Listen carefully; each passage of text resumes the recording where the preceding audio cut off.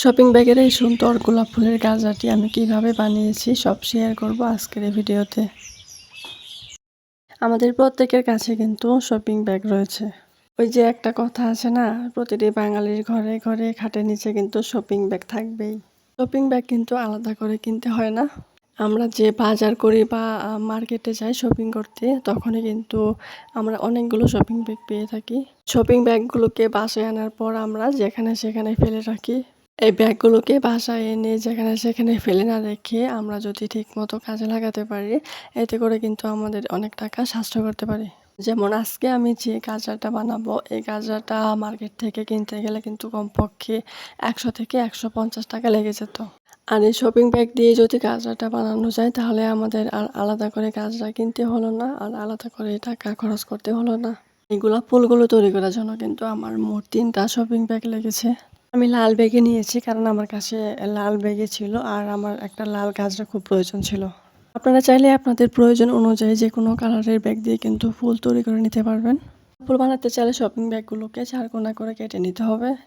কেটে রাখা শপিং ব্যাগগুলো ভিডিওতে দেখানো প্রসেস অনুযায়ী ভাঁজ করে নিতে হবে। এরপর ঘাম দিয়ে একটার সাথে আরেকটা সুন্দরভাবে লাগিয়ে নিতে হবে। এখানে যে কোনো ঘামে ইউজ করা যেতে পারে। আমার কাছে B6000 ছিল, আমি এটাই ব্যবহার করেছি। এখানে যে কোনো ঘাম ইউজ করা যেতে পারে। মোট কথা হলো ঘামগুলো ছুটে না গেলেই হলো। তারপর ঘাম দিয়ে একটার সাথে আরেকটা জোড়া লাগানো শেষ হয়ে গেলে আমরা কিছুক্ষণ অপেক্ষা করব এগুলোকে শুকানোর জন্য। ঠিকমতো না শুকালে কিন্তু আমরা যে একটার সাথে আরেকটা পেঁচিয়ে নিব, তখন কিন্তু সবগুলো খুলে যাবে।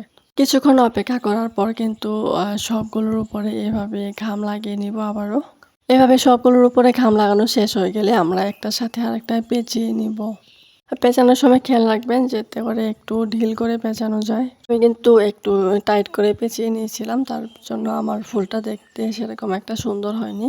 ফুলগুলোকে সুন্দর করার জন্য কিন্তু এই ছোট ছোট বিষয়গুলোর উপর খেয়াল রাখতে হয়।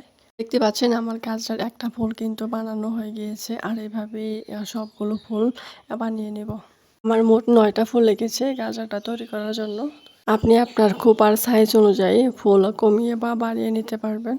তারপর শপিং ব্যাগ একটা লম্বা করে কেটে নিব। কেটে নেওয়ার পর এই সবগুলো ফুলগুলোকে ঘাম দিয়ে অথবা সেলাই করে একসাথে জোড়া লাগিয়ে নিব। এটা বানানো একটু সময় সাপেক্ষ হলেও ধৈর্য নিয়ে করতে থাকলে কিন্তু সহজেই করতে পারবেন। আর যাদের ধৈর্য একটু কম, তারা ভিডিওটি দেখে স্কিপ করে যাবেন, তারা ভুলেও করতে যাবেন না। গাজাটা বানাতে আমার মোট ৩ থেকে ৪ দিন সময় লেগেছে। ভিডিও দেখে আসলে বোঝা যায় না কতটুকু সময় বা শ্রম দিতে হয়। যখন নিজে কাজ করতে যাবেন তখনই বুঝবেন কতটুকু সময় বা শ্রম লাগে। আর আমার ভিডিওগুলো যদি আপনাদের ভালো লেগে থাকে, তাহলে অবশ্যই আমার চ্যানেলটিকে সাবস্ক্রাইব করে পাশে থাকবেন।